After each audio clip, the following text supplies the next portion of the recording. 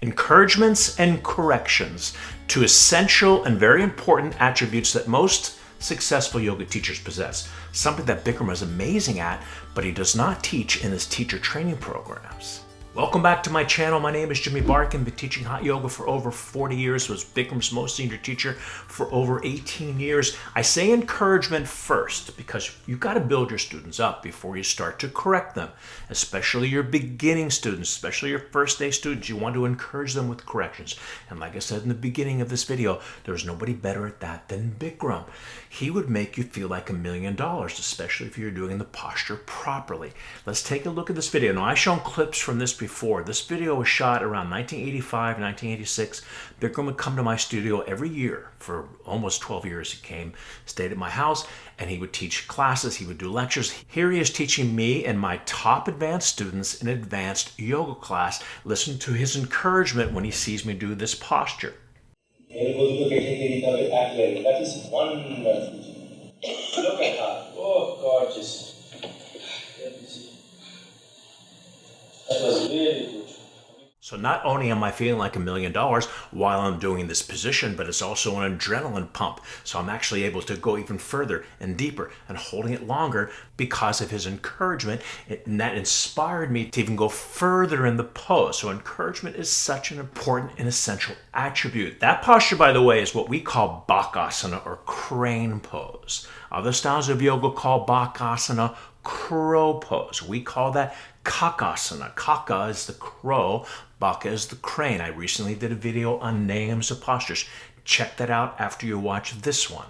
So follow that example. We want to encourage our students, especially our first day students. Tell them how wonderful they did. Maybe they didn't do wonderful compared to other beginning students. They don't know that. A little white lie can help. But you want to encourage them, to inspire them to continue. It'll make them feel wonderful. It'll make them feel like $1 million. One of the things I probably need to do more is encouragement, because I like to correct more than I like to encourage. But I always say encourage first, and then you can throw in the correction. So encouragement, pump up your students. Let them know that you're watching them and that you care, that you actually know their body better than they do, because you're seeing the forest from the trees. So when they do something good, when they do something right, when you see them working hard, you want to let them know. Inspire them to get them back into that classroom so they can continue their yogic journey, continue their yogic sadhana. Encouragement, encouragement, encouragement. If you're enjoying this video, please hit the like button. If you're new to the channel, please consider subscribing. Hit the notification bell. Now, I know I said in the beginning of this video that Bikram does not include it in his teacher training programs. And to his defense, there's a lot going on when you're learning how to teach yoga. You've got the script, or what Bikram calls the dialogue. You've got timing. You've got to understand the dynamics of the class. You have to project your voice. And if you're doing the Barkan method teacher training program, you're encouraged to get conversational. There's so much going on that it's hard to understand and be relaxed enough to encourage and to correct. So as you become a more experienced yoga teacher, now these are a little bit more advanced qualities. When all that's a given, what you're going to say, the corrections, the cues, the timing, the cues, the voice projection, when all that becomes a given because you've been teaching for a while, now you want to start incorporating the encouragements and corrections. But corrections to me are the key. You could say the most amazing bullet points ever put together by a yoga teacher on the planet, but if you see a student that's holding their foot wrong, like in standing bow, or holding their hands wrong, like in eagle pose, you've got to make the correction. It doesn't matter how wonderful you're cueing the positions. If they're holding it wrong, you're not doing them any good. You're not going to help them. So the first thing you have to look at is if your students are doing a position where they can hurt themselves, like standing head to knee, for example. If their body is too low, if their thigh is even below parallel, and it's going to strain their lower back, you got to get them up higher. So you got to make sure do no harm is going to be your motto as a yoga teacher. Make sure that they're not hurting themselves, and if they do, you've got to step up and you've got to make that correction. You've got to help them out. Now, you also have to choose your battles wisely. You don't want to be correcting them all the time. Once again, you want to encourage them as well, but you have to understand when to put in the correction, and that's going to be timing. That's going to come with experience. Now, if you're a beginning teacher, a brand new teacher, who can you correct? Who you can correct are the brand new students. And the more experience you get as a yoga teacher, the more people you're able to correct. For example, if you're a brand new student and you're teaching at a yoga school that just hired you, and the owner of the yoga school who's been doing yoga for 15, 20 years is in the class, do not correct that person that's writing your paycheck. And you may want to do that after the class. So the more experience you get as a teacher, the more people you're able to correct. Now, I've been teaching yoga for over 40 years. There's pretty much nobody on the planet that I can correct. So the more advanced you get, you want to be seeking out teachers that are going to be able to help you, who can bring you to the next level. If you're interested in taking a class with me, there's links in the description below. We have the Barkan Method Hot Yoga membership. We've got over 350 classes now on the membership. Check out that link.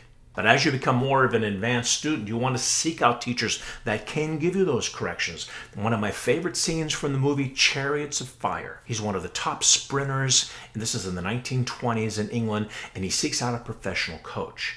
And he comes and he asks the coach if he would train him. And the coach says, first of all, if you're going to get married, do you want the girl to do the asking? This is sort of back traditional. He says, it's the coach that has to do the asking.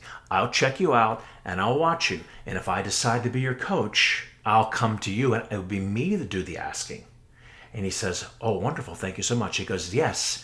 And then I will pick you apart piece by bloody piece.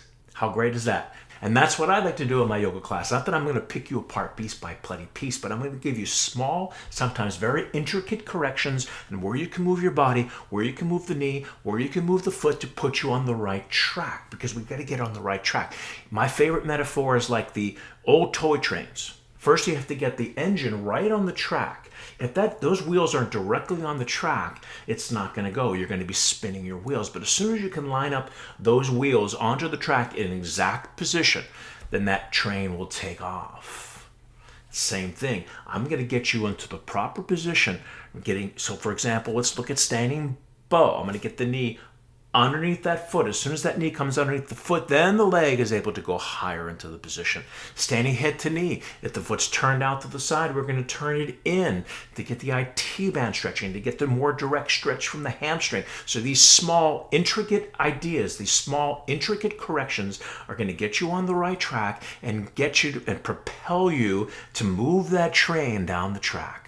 So now, playing devil's advocate, some yoga teachers do not like to make corrections. They don't want to call their students out. Sometimes what they'll do is they'll give corrections generally to the yoga room, and hopefully that student will take that correction. I would watch Bikram make the corrections all the time, and I think like I said before, I thought he was a master at correcting, getting your body to that very intricate position. So there's no way, especially as we get more advanced, I can't make the same correction to the entire room. So I believe in individual correction, but you got to be careful with individual correction. Sometimes it could look like you're playing favorites. Sometimes I like to gravitate a little bit more to the advanced student, the beginning students. I'm going to encourage more. And in my class, I sometimes will get a little sarcastic with my advanced students because I'm expecting more from them.